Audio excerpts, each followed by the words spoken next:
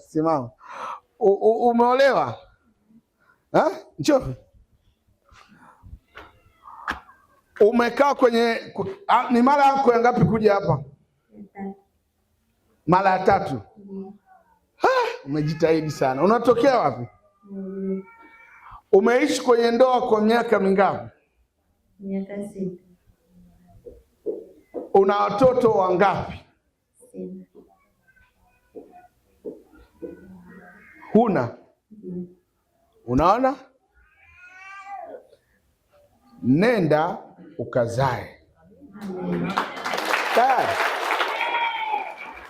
Unaona ilivyo rahisi Huyu binti nilitaka nimpe unabii wa kwenda kuzaa. Lazima namuona alivyonuna kwa sababu sijamuombea. Huhitaji maombi. Unahitaji Bwana asema hivi. Kwa sababu Mungu aliumba dunia na kila kitu kwa neno. Tunahitaji mamlaka, ile authority ya kiungu. Mtu anayeweza kusema anachosema kikatokea. Huyo ndiye Mungu. Amen. Piga kelele, sema ya. Binti yangu, nimekuambiaje? Ja. Amesema yuko kwenye ndoa miaka 6 na hana mtoto. Nimemwambia nenda. Hilo neno umeliamini? Kwa hiyo unaenda kuzaa? Kweli? Mbona huna furaha nayoitaka?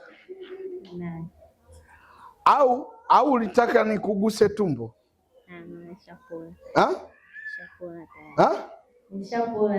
Kwa sababu kinachokuponya sio mikono ya nabii.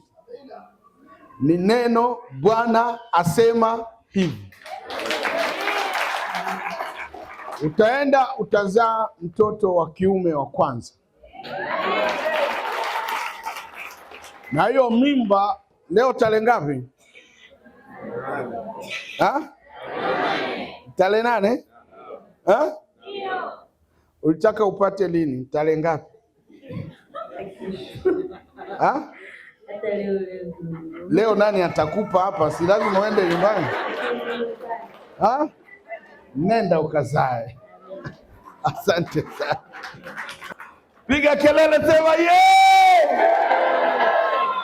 tayari imewezekana. Neno Bwana asema